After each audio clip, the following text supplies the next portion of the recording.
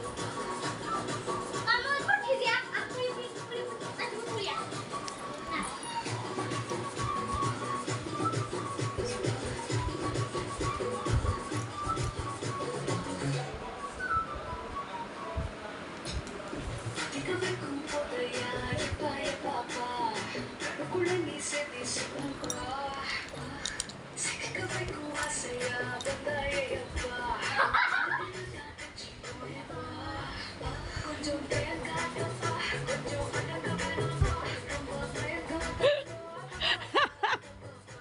Second on itu lah.